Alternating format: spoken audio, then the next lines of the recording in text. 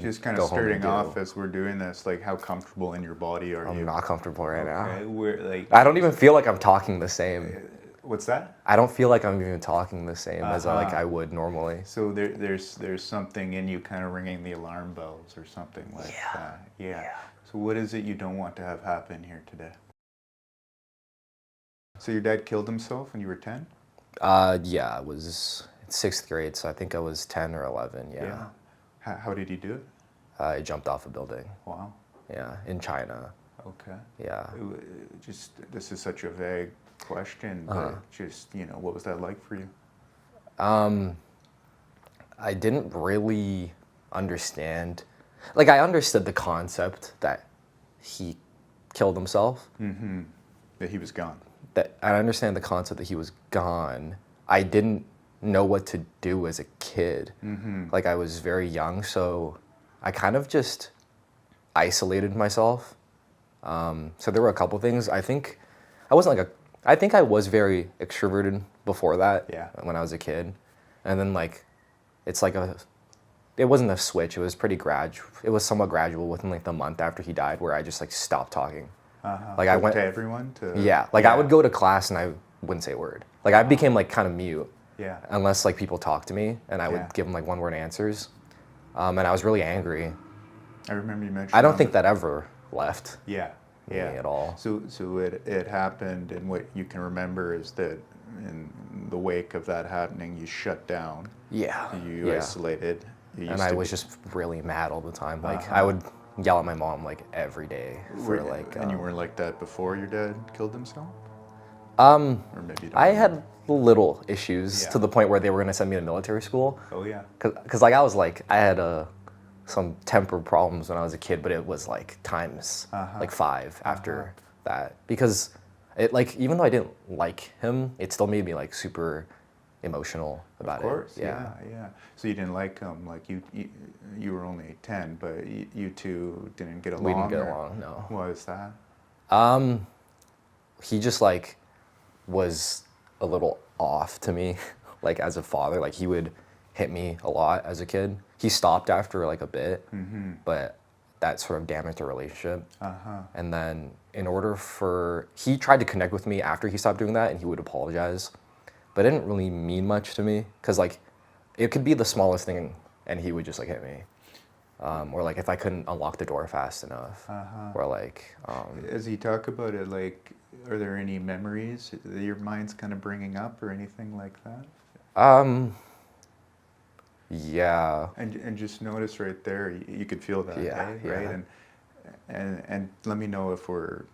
No, this is good. But This is good. Really what's happening is we're just pointing your attention to places within yourself that don't usually get paid attention to. Yeah. And so that's the alarm bell again, right? Yeah. Like if I was at home and I thought about it, best know I'm opening Spotify and I'm putting like a happy song on, or I'm putting like Modern Family on. Yeah. I would never... Something light. I would never put myself in this position by myself. Yeah. Yeah. I'm curious, what caused you to do this, or motivated you to kind of put yourself in this position? It's a very vulnerable place to be in. Because it's interesting. Like I logically know that I push down emotions, and I think it's fun for me to smoke weed sometimes, because when I do, I actually feel a lot more emotions. So that's like a little stepping stone. Yeah. It's like a little pregame for me. Well, Larry, who you had on the show, I was talking to him the other day, and he told me, he said, when I get stoned, I know what I want. Yo, Larry and I are the same. Yeah, I thought that was so interesting. So for him, there's something about being stoned that kind of clears the defense mechanisms or the illusions and kind of connects him to his reality. You know? You talked about pushing down your emotions, and earlier I asked you a question about a memory or something like that, and we both noticed your throat kind of gulped. Or so. Yeah, all of a sudden there was some phlegm or something. Yeah, that's right. So the body, you're not pushing down emotions in those moments, right? The body, you're not doing anything. The body's just reacting. Yeah. kind of just go back and let your mind and see if you can bring up a memory. It doesn't even have to be about getting hit. It can be just whatever your mind in this moment kind of recalls. So I remember when the opening the lock thing is something I remember, where he was trying to teach me how to like open a door with a key, which is not like objectively hard or anything, but I was like also 7, so maybe it is for a 7-year-old.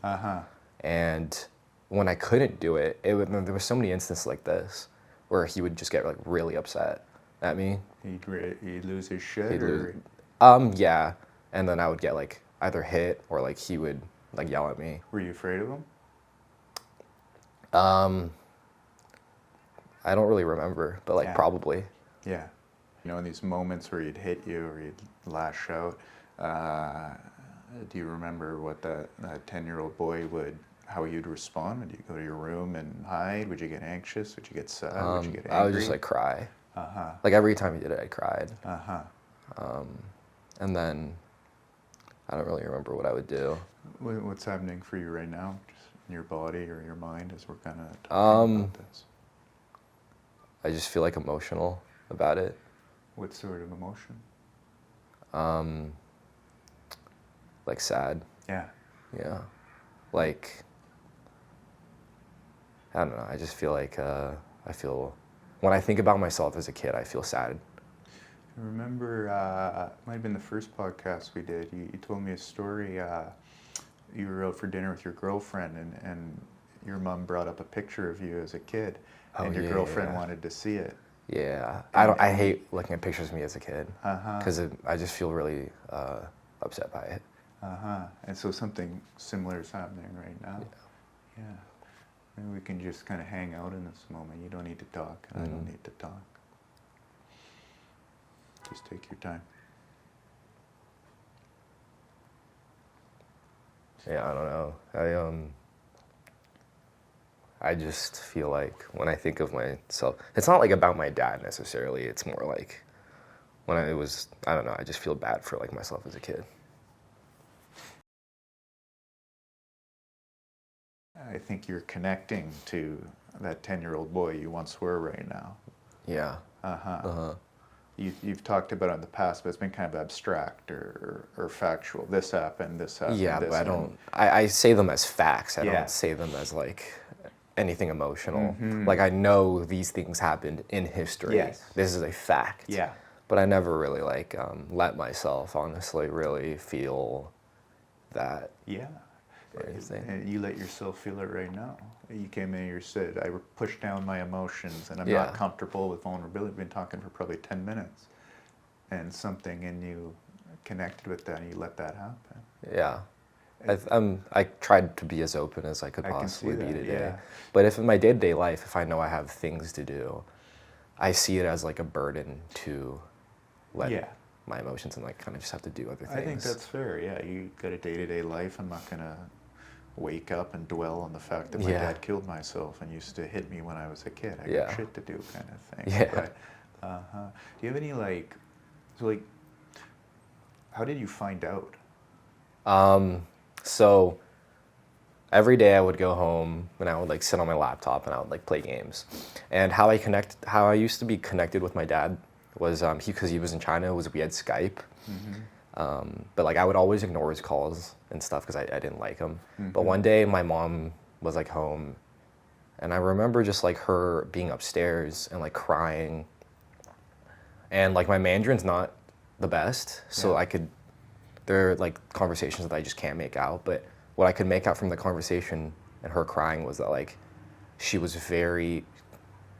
trying really hard to get in contact with my dad. And I was like confused. So I didn't, that's not what I'm thinking, that he passed away. No. But then my mom came downstairs and was asking me to call my dad on Skype. I was like, oh, he's online, I'll call him. Called him a bunch. He didn't pick up. And then throughout like a couple hours, my mom was talking to like, I think a police officer on the phone, and I could hear it. And I could make out with the little Mandarin I had that like he had died. What do you remember about that? So there's a moment in which she's on the phone and you clue in, you all of a sudden, if I understand you correctly, you're saying, now I know that my dad is dead.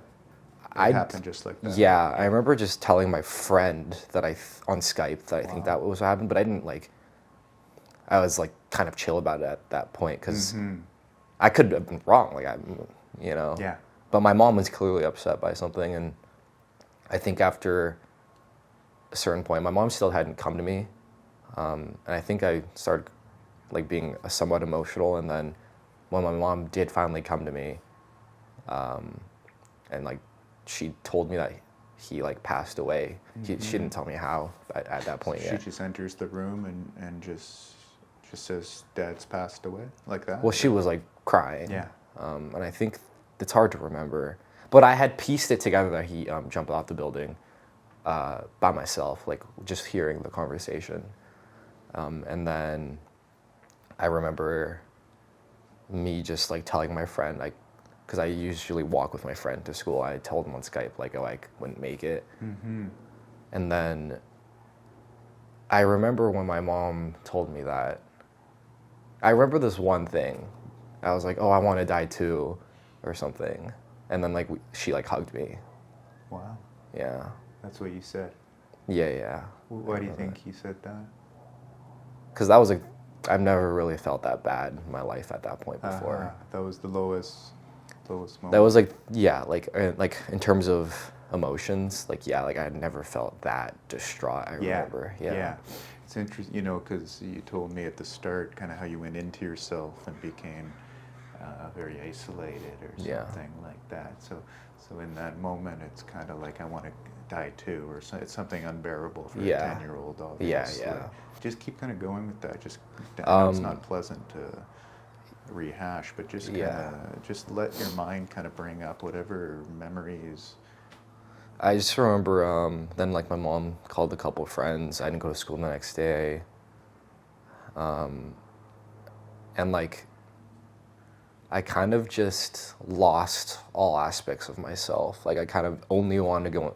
I had a lot of friends on the internet after that, because I didn't have friends in real life anymore, because I kind of just stopped talking. And I would just go on the internet. I would just fucking be a little degenerate. I remember, you mentioned something like that, but yeah. And then after that, my mom and I just I never wanted to talk to her either. So there was moments that she would try to reach out, and I would never accept it, because I didn't blame her or anything. I just didn't want to deal with that. I didn't want to be around anybody else. You didn't want anyone to kind of enter your world or something. Yeah, that. I just wanted to be by myself and do the things I wanted to do, which was go online. And then I would just after that I would get really mad at my mom for a long time. Were you in do you and your mom have a good relationship? It's not bad, but we don't talk. Yeah. My mom lives in Washington now. Oh, okay. But back when you were a kid, when you said me and my dad, we didn't have a good relationship, you hit me. Were you and your mom? Yeah, we were all right. She wasn't the most loving, but in terms of an Asian parent, we were fine. I got along with her. We would go to the mall, and we would eat dinner together and stuff. And so did something switch when your dad killed himself afterwards, would you say, or was that just kind of a natural? It was after my dad killed himself. I just I don't know why, I hated her so much. It made me, and I don't remember blaming her at all. I just all of a sudden had so much anger already. So then I guess I just put it on to her, and then if we would ever go anywhere, I was just gonna yell at her. Yeah. It's interesting you're saying I don't blame her, right? That even back then you didn't blame her? I don't remember. Yeah. So I don't blame her, but I had hatred for her. So Yeah. you can remember this very strong kind of if she tried to talk to me if I was on my computer, I would I needed her to leave. I just felt she was infringing on my space super hard all the time. How's this conversation going for you so far? Just kind of checking it's okay. with yourself. Yeah, I feel good. It's refreshing to talk about. Do you feel more anxious or less anxious than Less. when we started? Less anxious Isn't before we that started. interesting? You know, we started off, we're both a little uncomfortable. Yeah. You know, cameras rolling, whatnot. Then we talk about the heaviest possible shit we could talk about. Your emotions came up, but there's something in you that feels a little more comfortable. Why do you think that is? I think I just got used to it. Uh-huh. Because I didn't know what was going to happen as Yeah. well. The unknown probably made me anxious. I feel like I definitely feel better now. Yeah. Especially since when we were talking about that, like I felt like a deep sense of emotion for like a little bit. Uh-huh. So like compared to that, like I'm good. Yeah. right now at this moment, I'm good compared to that. So that's in you, eh? That emotion that you felt, you carry that around. I guess, and I hear that a lot, but I would want to know in actual like action or how I think, like how that actually presents itself. Yeah. Because I don't deny that. I'm in denial about how it presents itself sometimes. Like I don't know if there's a correlation. Yeah, I don't know either. We can talk about that. I think there's a quote by Freud. He said, "Unexpressed emotions never die. They are buried alive and they will come forth later in uglier ways." Right? And so I think whatever is buried in us, we grow up, we move on, our mind moves on. So we're not 10 anymore. We're not dwelling on the event, but the emotions are energies. And so if they're unprocessed, they're not worked through, they're still kind of in us. And they can be triggered and brought up in our adult life in different scenarios, something like that. Yeah. You know, my question for Freud would be like, how does it come up for me? I think that would make me that might make me want to go to therapy more if I could make that like indistinguishable connection. Yeah. I'm going to throw it right back at you. What do you think? Maybe it doesn't. You know, I don't want to put you in a box or... Yeah, do you feel... Just ask yourself this, don't think, and just let your mind answer in whatever way it answers. It doesn't matter if it's logical or makes sense, but how does my dad killing himself at 10 affect me now in my adult life?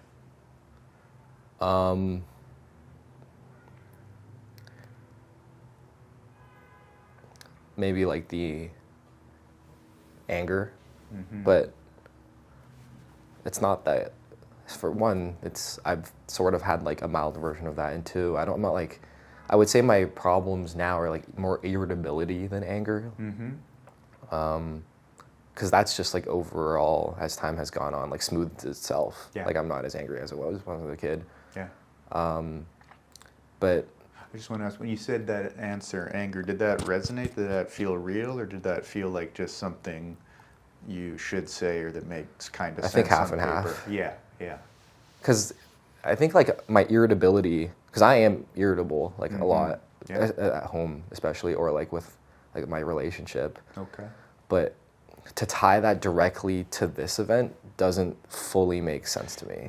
Me neither. It's not that it doesn't make sense, but I trust, I trust your interpretation of yourself more than what I've learned in school about being a therapist, and say, hey, this traumatic event happened, that means you're this way. And so as you connect with yourself, which you're doing a very good job of today, you're going to have the answers to the test. You mentioned your relationship, though, where irritability shows up. Say a little more about that. I'm pretty irritable in my own house, I would say.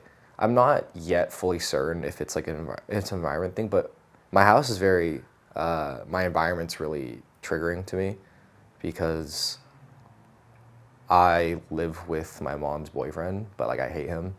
So like just like quick context, because I've said a lot on the shows. Like he came into my life like 2 months after my dad died. Wow. And I've hated him ever since. Wow. So you have a dad, things are going along normally, all of a sudden your dad kills himself, jumps off a building. Yeah. You find out 2 months later there's a new man in the house telling you to brush your teeth. Well, except he doesn't talk to me.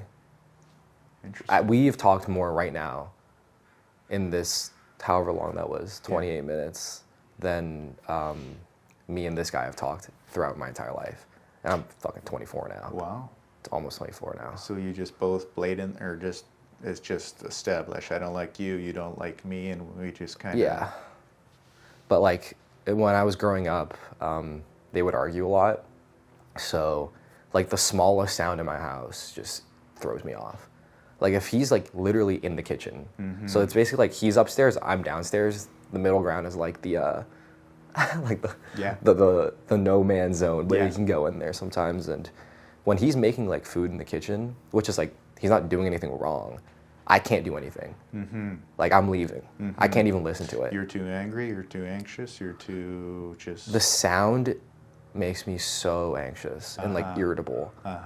So like that's why in my relationship sometimes I put it on the environment, because I'm long distance. Yeah. So for like on the phone and I hear a noise, that's over for me. Mm-hmm. So let's do it. So he's your stepdad? Is that?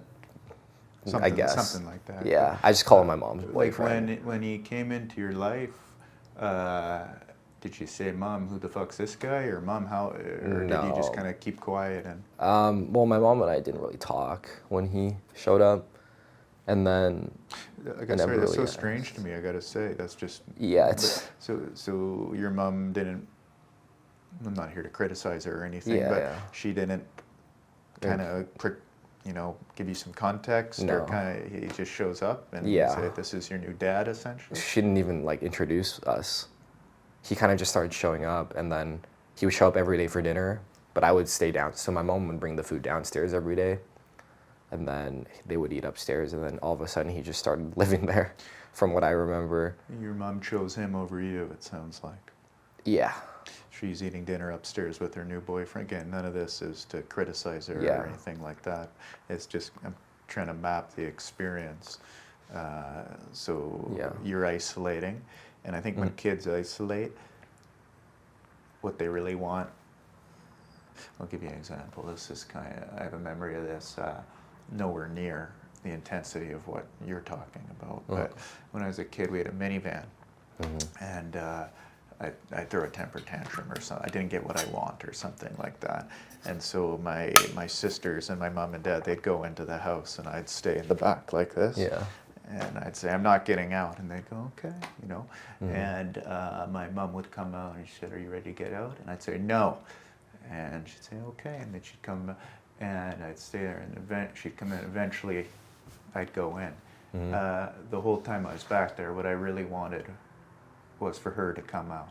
Yeah. And I'd reject her a couple times. I'd say, "Go back, I'm not ready." What I really want is Mom to come in and make me feel okay.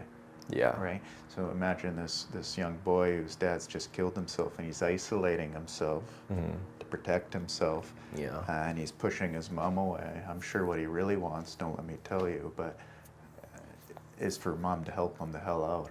Maybe. Yeah. I don't know. Yeah, but anyway, probably that would have. She delivers you food and then goes upstairs with. Yeah. And then I remember, like, I think when I was like 16, she would like invite me to eat upstairs more. This is like 5 years after so like that's a long time still. And then I would go upstairs from like 16 till I was like 20, and I would eat dinner, and we wouldn't say a single thing. I would just eat it, and I would go downstairs again. But I just, throughout that like 11 to 20, I had grown. I would sleep like this every night.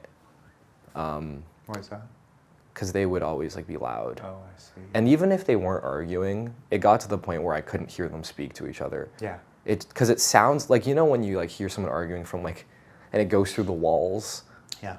Like I hate that. Yeah. Like if I lived in an apartment and I heard people through the walls, that would fucking throw me off. Yeah.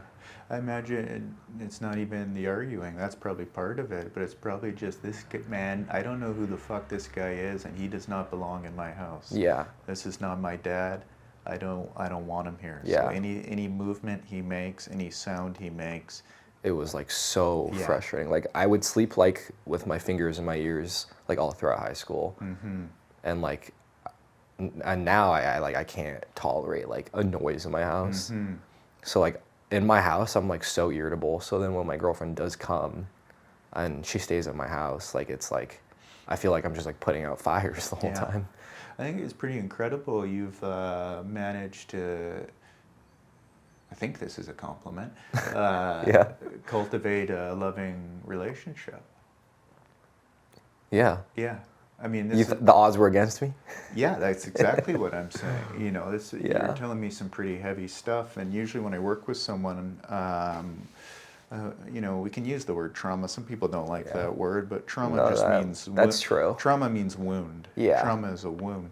And you're telling me about a very traumatic childhood, and usually people when that's the case for someone, they really where that wound shows up is in their love life. Yeah. And you two have been dating for 2 quite a while. years. Yeah.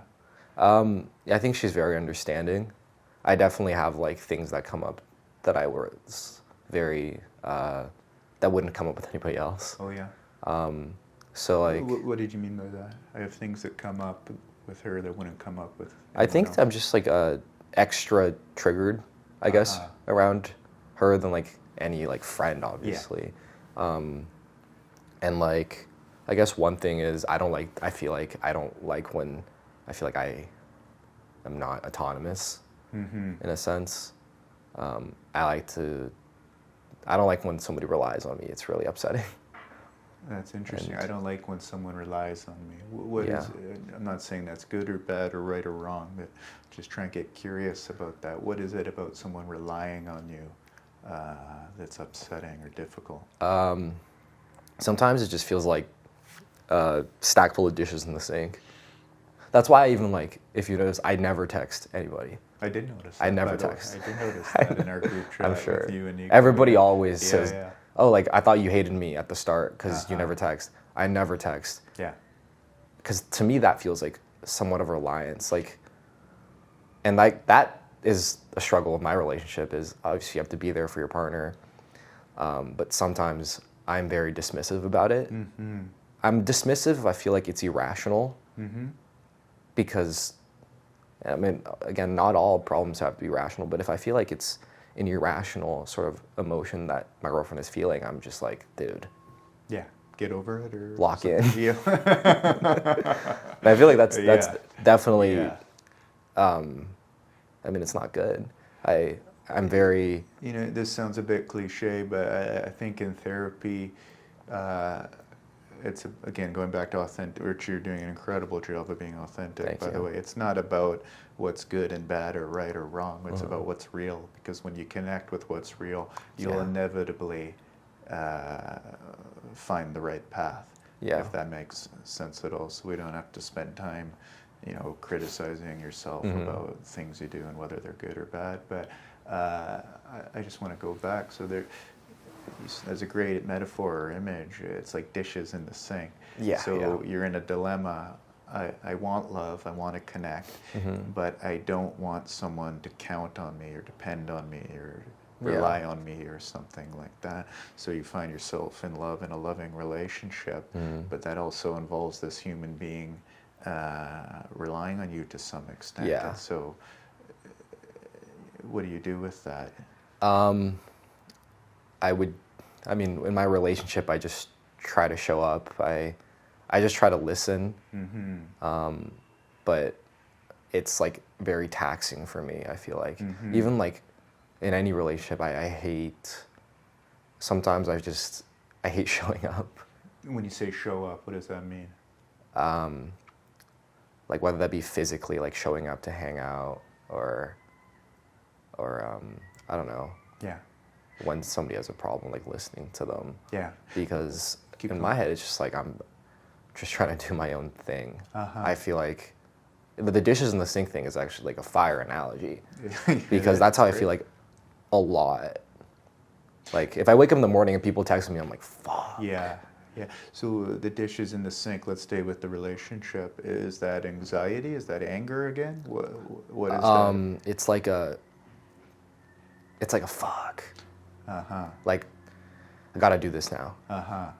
Like, because you can't let the dishes pile up. That's right. Because then you're nasty. Yeah. This woman relies on me. There's certain obligations. Yeah. I'm required to, do this and not do that because of this relationship. Yeah. So do you find this might be difficult to talk about with the cameras on? You can not answer this question, or we can cut edit it out. Yeah, exactly. We can edit it out. Do you find yourself kind of punishing her for?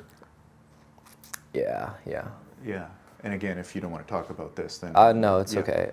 I think it feels like, I've probably said this, but like, the punishment is like, I can't believe you reacted that way. As in, like, it's like I can't believe you reacted that way. Mm-hmm. In something that I feel is so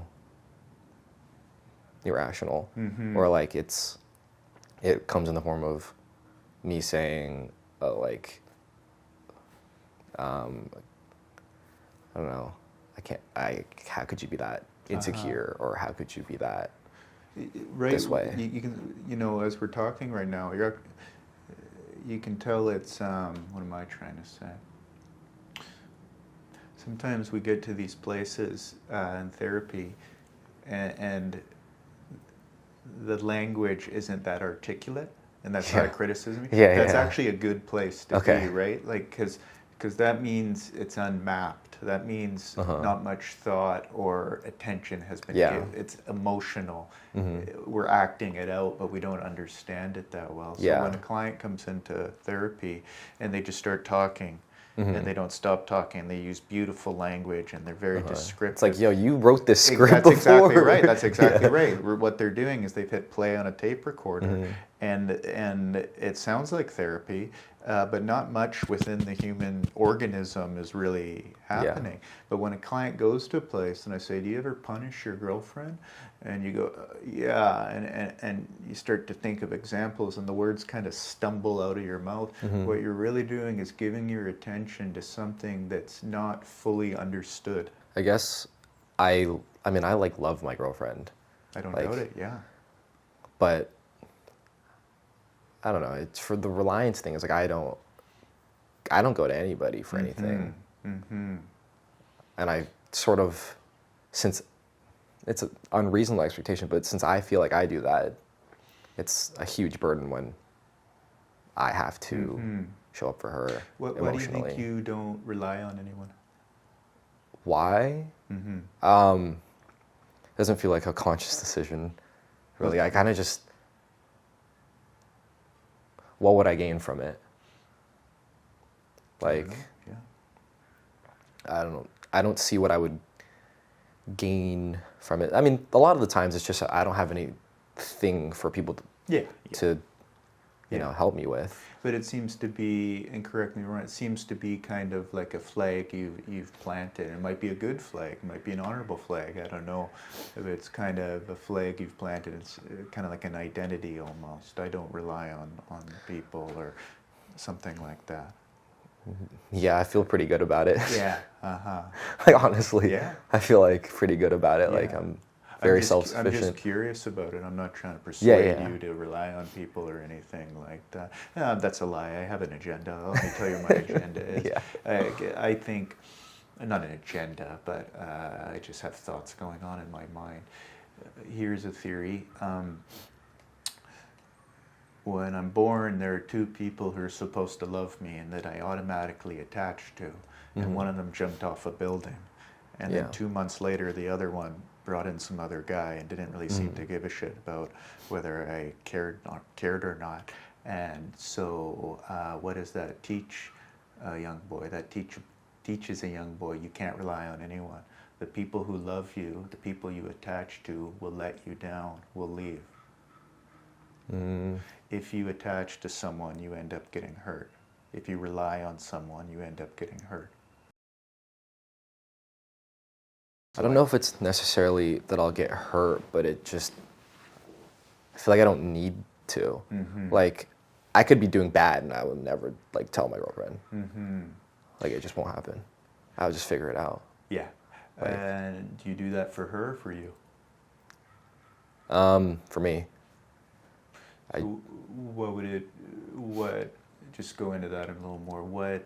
Imagine you were doing bad and you went to her and you told her all about it, and would that make you feel weak or anxious or? I don't know. I like what you did right there. That's kind of what I'm talking about. That's the spot you want to be. Yeah. You were literally looking at your heart there. I mean, like, in the past, I've been really tired for the past, like, bit, like 5 months. And, like, it changes my mood. I don't think she's not, like, she can pick up on that. Like, I've been pretty exhausted. Yeah. But not once have I ever thought I'm going to go in depth about it, because I guess I would feel weak. I would feel like very awkward even doing it. And I just feel like I don't want to explain myself either. Like, if she asked me how my day was, I'll just say it was fine.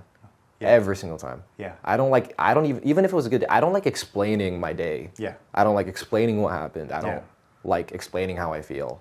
I'd rather just do something else. Yeah. I think there's kind of two things we're talking about right now. One is, which I can relate, actually both of them I can relate to, but the first one is kind of small talk, or kind of, how was your day? Oh, let me, spend 15 minutes telling you about every little thing that happened. I don't like that. The other is you saying, if I'm feeling bad or if I'm struggling, I don't want to tell my girlfriend about it, or I don't do that. That's not a thing I do. I think those two are kind of two separate things. And then the second one, when we explored it a bit, you said something about feeling weak, or if I, kind of what you're doing now, not that you're being weak right now, but you're kind of really going into it right now. So if I were to do something like this with my girlfriend, she'd see me as weak, or? I don't know. Okay, here, I'll say this. Like a week and a half ago, I cried for like 2 hours. I haven't told anybody that. I was planning on it. Thank you for, like, you're the first guy. Yeah, thank you. And I guess I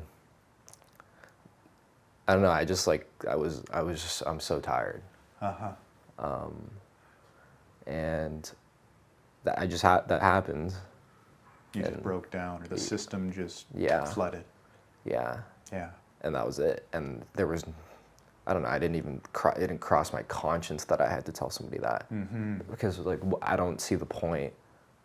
I don't really see the point. What was the point in telling me? Maybe to tell you how I feel. Yeah.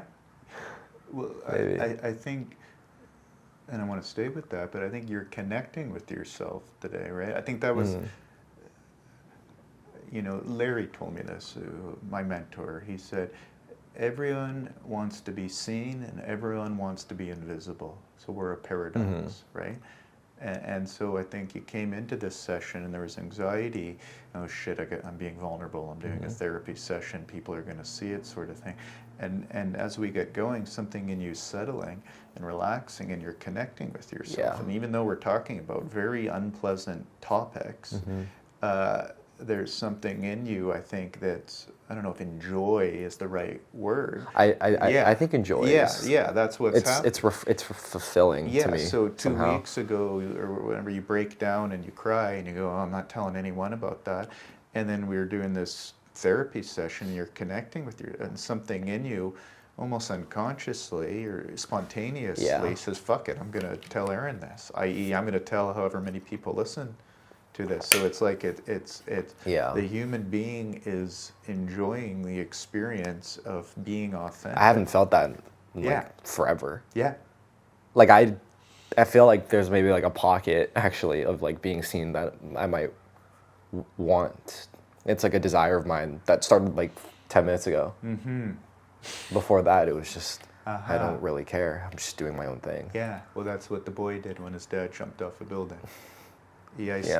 No one's going to see me. No one's going to get to me. Mom's not going to get to me, my friend. That sort of thing, right? But, So what was that like for you to tell me that? Tell me that you broke down.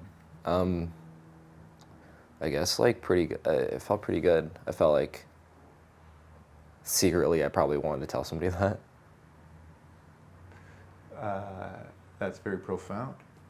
Secretly, I wanted to tell somebody that. Yeah. Yeah. Kind of felt like that. Uh-huh.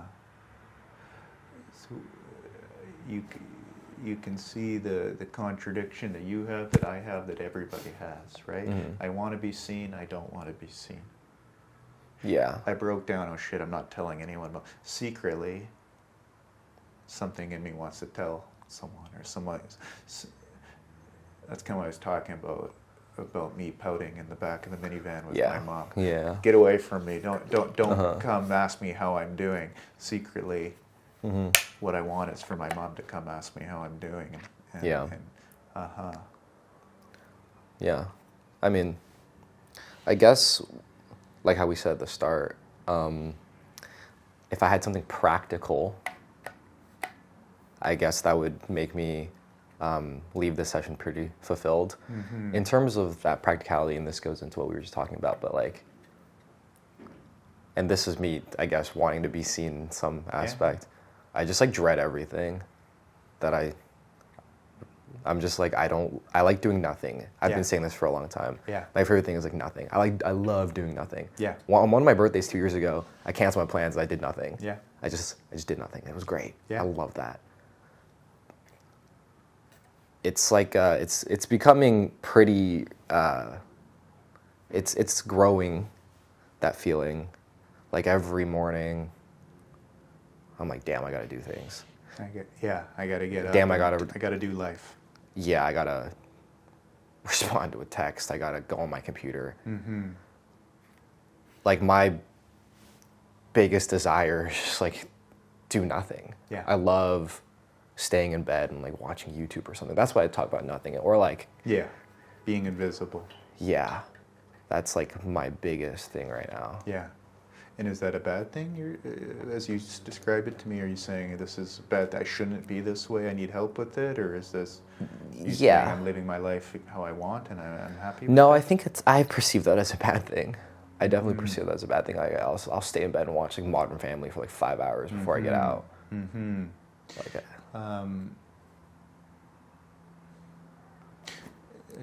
I think this is related, but there's just something I want to say. You know, you said I secretly wanted to tell you that. Yeah. So what does that mean? Why would someone, secretly want? You have an identity. Mm-hmm. The identity is I don't rely on anyone, or I don't need anyone, or even I'm high functioning. Yeah, and you are high functioning. Both you and Nico are. So the identity is not an illusion. It's not made up out of thin air kind of thing. Mm-hmm. But then kind of what's happening today in this session is we're looking at the experiences that don't fit your identity. Yeah. So breaking down for 2.5 hours doesn't fit your identity. Even more so, telling someone about that doesn't fit your identity. Yeah. Even more so, telling someone that you somewhat enjoyed the experience of telling someone about it doesn't fit your identity, right? And so really you're becoming more integrated, if that makes sense. So it's kind of like you have this image of yourself and then all this stuff over here, dad, sadness, and we're just bringing that stuff into the picture and saying, yeah, that's part of me too. Yeah. It's a connection. Yeah. Yeah. Why do you think this feeling of dread? Why do you think it's there? I don't know. I go through phases of this. Like someday, there have been times in like the past, maybe like 9 months ago, where I didn't feel this way. Mm-hmm. I don't know if it's like an introversion thing, but I need to be alone like a lot of the time. Yeah. Like it feels very good for me. Mm-hmm. So if I have like things to do that involve not doing it by myself, I think like right now it's like 70% of the time I'm like, fuck it. Like, okay, like I'm pushing through. Yeah. And I hate that feeling. So And you're saying it's usually if it involves someone else? Yeah, yeah. So the presence of another person requires me to what? Do something. I guess what I'm getting, I'm introverted too, by the way, I'm very introverted. But it sounds like what you're saying is it's not so much what I have to do, correct me if I'm wrong, but it's when other people are around, then I become exhausted. So it's like I have to put on a show, or I have to tend to them, or I have to deal with their somewhat, shit. Or... Not dealing with their shit. I guess I just have to, like, actually, I don't know. Maybe it's not necessarily a show. I guess the feeling is just like, I like to not have plans for a day. It's like my perfect day. Yeah. So, I don't know. It's just like, it feels like having to just like do like a project or something. I'm going to go back to a quote I said earlier by Freud. Unexpressed emotions never die. They are buried alive and will come forth later in uglier ways. So, right off the bat, we kind of put your attention to a certain place, and a lot of emotion showed up. And so, let's say you have a lot of emotion in you. Now, that might not fit your identity. And again, don't let me convince you of something that's not true. Let's say that 10-year-old boy got really good at burying his emotions. Yeah. He didn't know he was doing that. He was 10. But he became a master of burying his emotions. Now, when you're 24 and you're filming a therapy session and a therapist asks you certain questions, that emotion comes up. But you're overall very good at burying emotions. When someone does that, let me backtrack. Dad kills himself, and my emotions are like this. I'm freaking out. So what does the human organism do? You can't function like that. It goes like that. Yeah. Okay, there we can function. There I can go to school. There I can do whatever kind of thing. The problem is people get stuck like that. Yeah. So they, right? Like, that's where I'm at. Yeah, and that's, to me, that's what depression is. I'm not here to diagnose you or anything, but when someone says, I don't want to do anything and I don't want to get out of bed, that's kind of in the ballpark of depression. That kind of flat, no energy, look outside on a beautiful day, who the fuck cares? I just want to stay inside and watch TV kind of thing. Yeah. And so you experience life in that range. And part of the reason, you were asking for something practical, part of the reason about going into pain is you start to open up your emotional range again. Now, when you do that, the pain comes out, so it's not pleasant. But you also get your vitality back. I can't guarantee it happens just like that, but so when people bury too much emotion, they become flat and apathetic. That's what it feels like a lot of the time. Like, I've described this before, so I'm going to say this how I used to describe it. But I've always felt, I think I've said this to a lot of my friends, I haven't felt excitement in like a long time. Years. Yes. I just don't get excited. Yeah. I always thought it was just because like, I always thought it was just because I'm like pretty privileged. Like I do a lot of things. Like I do a lot of random things. I don't have like a financial burden necessarily. Yeah. And I always thought it was that. I thought I was just used to doing things. Yeah. But like, I don't know.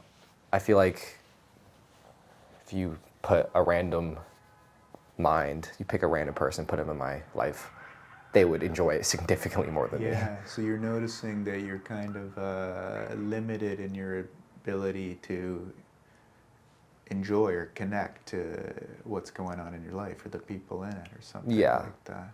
And it seemed like right there you gained a new perspective. Yeah. You were saying, I thought I was just because of I do a lot or whatever, but there's a new angle. I always thought everything became boring because I did so much. But like looking back, I don't do shit right now anyway. I don't do anything.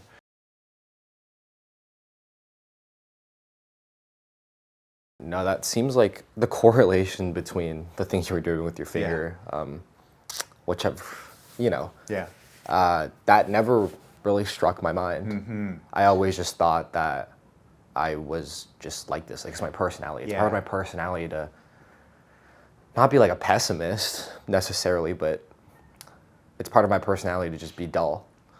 You know, I have a 2-year-old niece, and when I hang out with her, it's incredible to watch her because she's not self-conscious, or she is somewhat. She knows her name, she knows these, but she'll dance around. Yeah. You know, and she's completely authentic. If she doesn't want to talk to you, she'll say no and go. You know, if she thinks something's funny, she'll laugh hysterically. So you said, anyways, I thought I was just dull or nihilistic. No one's born that way. Yeah.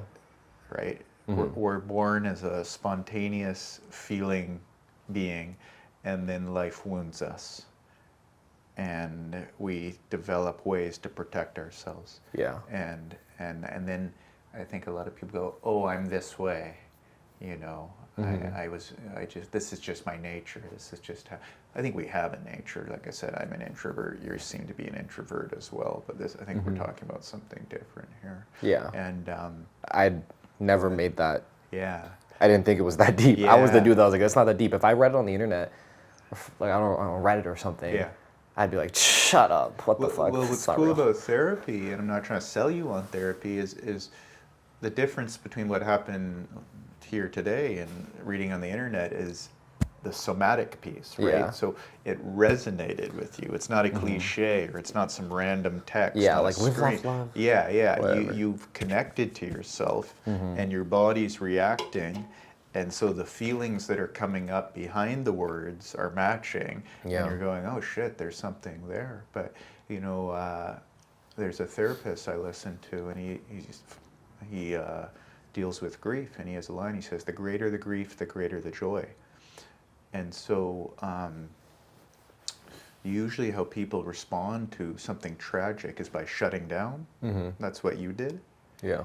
And when we shut down, we get stuck like that. I've already made this point, but he says the grief is terrible and awful and overwhelming, but when you're grieving, your emotional range is as wide and as big as it's ever going to be, you know. And so that's a bit of a broken record here, but that's kind of the reason in which you go into your emotions, or you get in touch with your pain, is not to just sit there and cry or to feel sorry for yourself, but is because it actually wakes the human being up. Yeah, otherwise you just kind of live life on autopilot. 4 out of 10, 5 out of 10. That's kind of what I feel like has been a large part of my experience in my 20s. And then just notice the difference about your experience here today, because it's been, you know, you cried and you've got anxious and uncomfortable, and it's kind of all over the place. But overall, it seems like something in you is. I feel pretty good. Like I'm gonna walk. Maybe I walk outside and I'm like, whoa. Go look at a tree and enjoy nature or something. The sun's out. I wanted to ask you, why do you think your dad killed himself? I think he was really depressed. I think, well, my theory was always he was like neurodivergent. He was very. My example that I always back this up was, this dude went to a public pool and forgot to put his swim shorts on, and he walked outside. Naked? Yeah. Oh, okay. Yeah.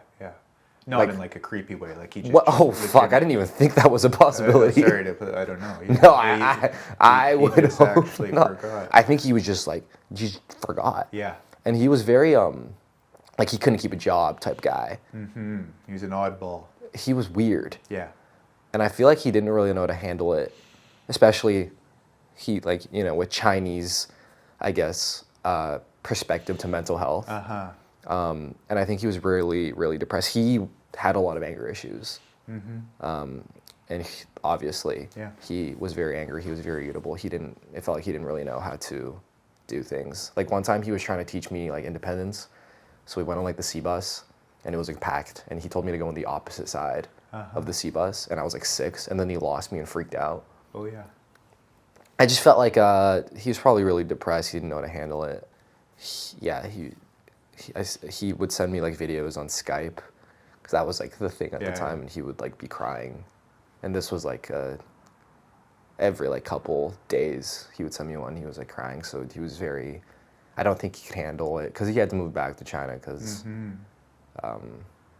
I guess, well, like my parents got divorced and he decided to move back, and I just think that was his like breaking point for him probably. But he would send you videos of him crying, of him. Yeah. What would they like him just? Like, I miss you and I'm really sorry, because he knows. I think he wasn't dumb. He knew he fucked up, and that's why he was in the position he was in. Oh yeah, and then also he had lost a lot of money previously as well. Oh yeah. So I think all of those things added together was probably where he had enough. What's it like for you to talk about this aspect of it? We've talked a lot about your dad, but in particular, kind of why you think he did it. I think the why seems a lot like just me spitting like facts. Yeah. So he was kind of hard done by. He couldn't figure life out, or he couldn't. Yeah, he was. I think so. Do you ever dream about him? Sometimes, maybe like once, like every couple months. Yeah. But the dreams are like kind of random. They're not. Tell me one. Like he's in like a UFO or something. Oh yeah. Like it's not like Yeah. anything where that like makes me really upset. But he's sometimes there. I don't really. It's hard to tell. How do you feel towards him just at this point in your life, like looking back? Thinking about the man he was, what the decision he made to take his own life, you might have 20 different feelings. I'm not really emotionally tied to that. Like, I'm emotionally tied to how I felt as a kid. Mm-hmm. But the concept of, like, I know a lot of people are like, why, how could he leave me? Or I guess, like, how could, I wish I had, like, a father in my life and stuff like that. That's not something I ever think. Like, that gap is honestly what I preferred at the time. So I'm not really emotionally tied to the aspect of him, less than like, I'm more tied to the aspect of how I felt as a kid, because I have the sense of like, I feel really, I guess just sad, like very, I guess sad, and I feel very bad for like myself as a kid. But in terms of like, I don't really have emotional ties to him actually ending his life. Yeah, and you've mentioned sadness a few times, and I remember this from the first podcast, but we started off talking about your anger. Mm-hmm. And I think I told you this the first podcast, but a lot of times anger is a secondary emotion. Mm-hmm. And so anger comes in to protect us from a more difficult emotion to deal with. And because it's a lot easier to be angry than it is to be sad about your dad killing himself. And so the symptom is anger. Mm-hmm. I was an angry kid. I'm an angry adult. I get upset. I get irritated. But the deeper we go, or the more nuanced we go into your experience, what we keep finding is sadness. And I'm just kind of curious what you think of that, or what you're going to do with that. Maybe you already knew that, but no, that makes sense. I think my anger now is more like irritability. Mm-hmm. So I like put myself in positions that are like the least stressful as possible. Mm-hmm. And like that's part of the reasons why I like doing nothing, because there's no stress to do nothing. If I like have like 3 things that I'm like focusing on, I'm just gonna get stressed. Yeah. And if I get stressed, I get irritable, because I get irritable really easily. Mm-hmm. So I try to do the least things as possible every day. Well, that's an incredible insight, because it's you started, I don't want to do anything, I do nothing kind of thing. Well, why is a 24-year-old man with friends and a girlfriend and all this potential, why does that guy want to do nothing? What I hear you saying is the human being is organizing his life in a way to minimize the amount of stress, because if I get stressed, X will happen, or if I get stressed, I will be flooded, or if I get stressed, I might break down and cry like I did the other day, kind of thing. And so, I would just say my tolerance is very low to it. Mm-hmm. Like, all I need to do is hear a noise, then my cat knocks over my mouse, and my internet freezes. Yeah. And then my girlfriend asks me a question but I can't answer. Boom, I'm cooked. Uh-huh. I think, again, I'm not here to persuade you to go to therapy or anything like that, but for yourself, it might not seem like a direct path, but I think the way to deal with irritability and low tolerance to stress has nothing to do with irritability. It's about the Yeah. emotions underneath. I think stress and generalized anxiety and being hyper irritable are symptoms of a lot of, like a dam, Yeah. a lot of like emotion. a build up. Yeah.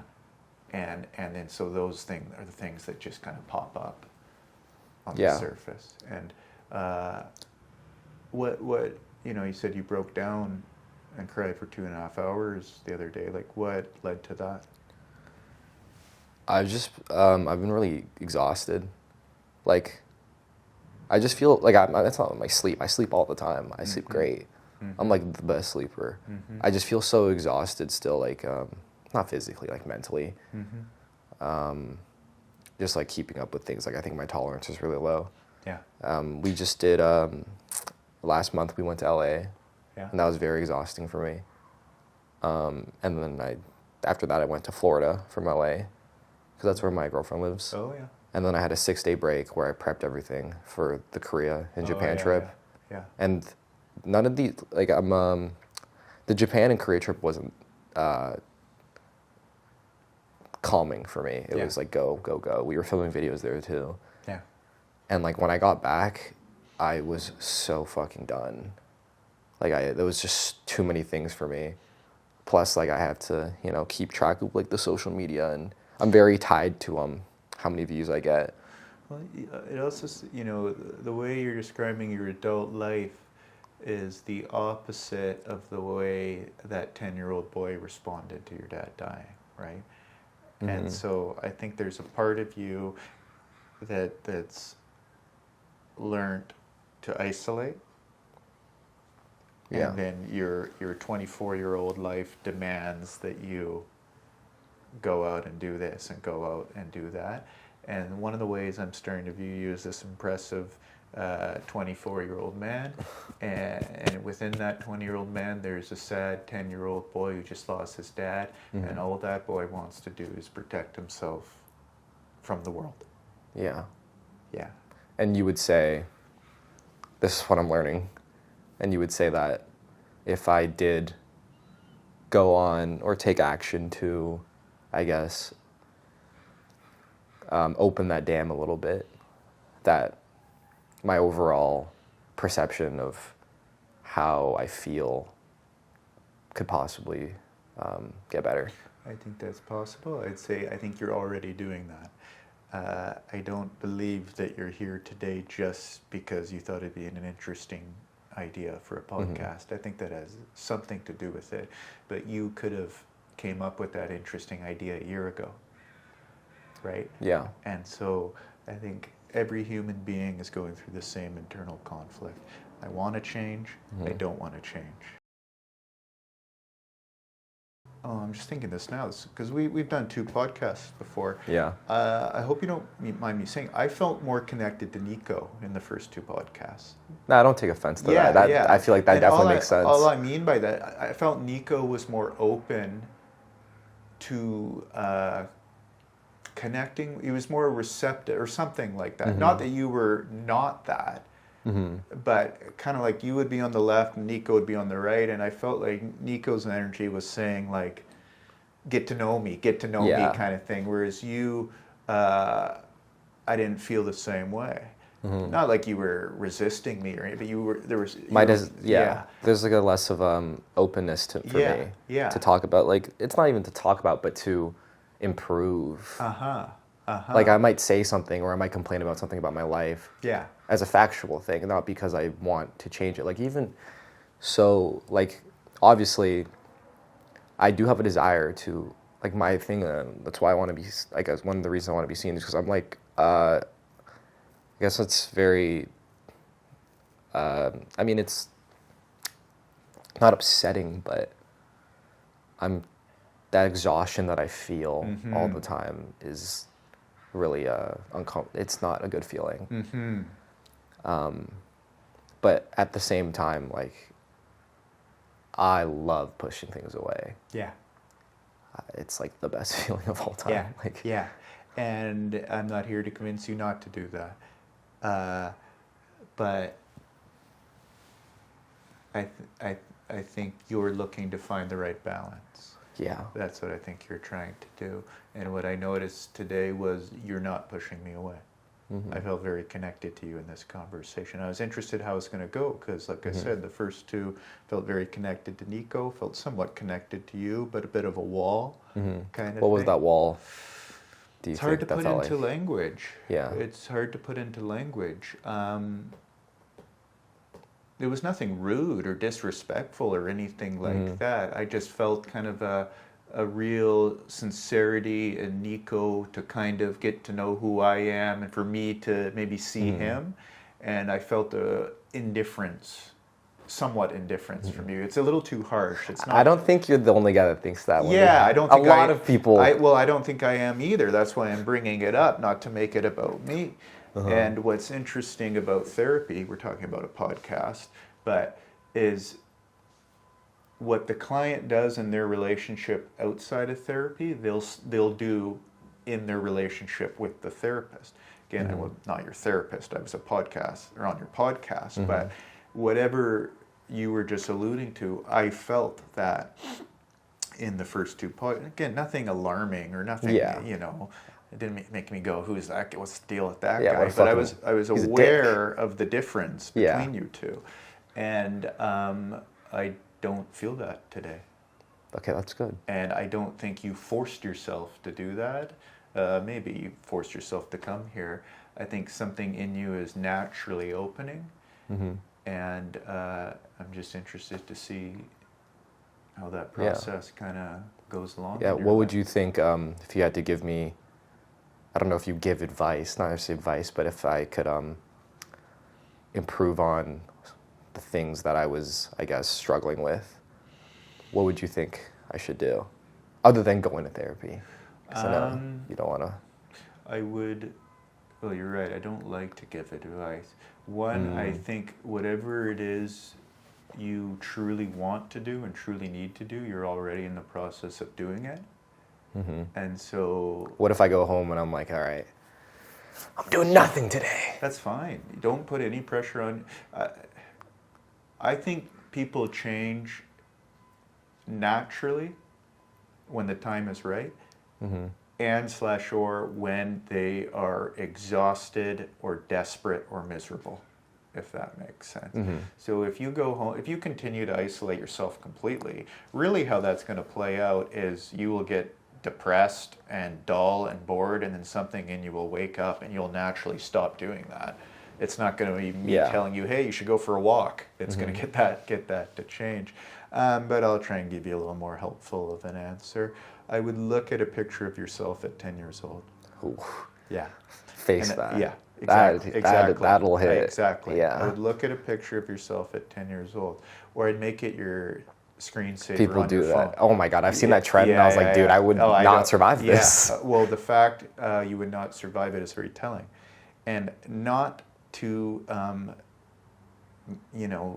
make yourself a victim or to dwell in, or to be defined by an event that happened when you were 10, but to integrate that part of yourself into your identity.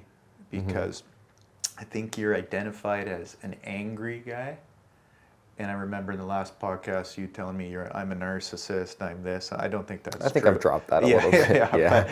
But, I think you have anger in you. I think all human beings do. I think what you've really done is pushed away that 10-year-old. And I would start... facing like the repercussions of it. Yeah, and I would start to integrate that part of yourself and to say, and to support that part of yourself. And as opposed to abandoning that part of yourself like your dad did. Yeah. Does that make sense? So yeah. The wounded part of us, we usually treat the way it got treated. This is a bit theoretical, but pushing it away, sort of. Yeah. I kind of treat myself like, I don't know. I don't really let myself feel very much. I kind of just, just move on. It's kind of like your mom eating dinner upstairs with her boyfriend and you being downstairs. So here you are living your 24-year-old life, and that 10-year-old boy, i.e. your sadness, is kind of off somewhere in your psyche alone. Yeah. And I would just start to acknowledge that that guy's in there. He's part of me. I'm not defined by him, and start to integrate it and support that part of yourself. Yeah. Well, I hope the next time that you're on here, I can come to you with some progression that I hope you can see. I think you are progressing. Yeah. Yeah? Definitely. I think so. Yeah. I definitely think so. I like who I am. I don't want them to come up. I don't like who I am. But. Yeah, the one final point, I know we're wrapping up here.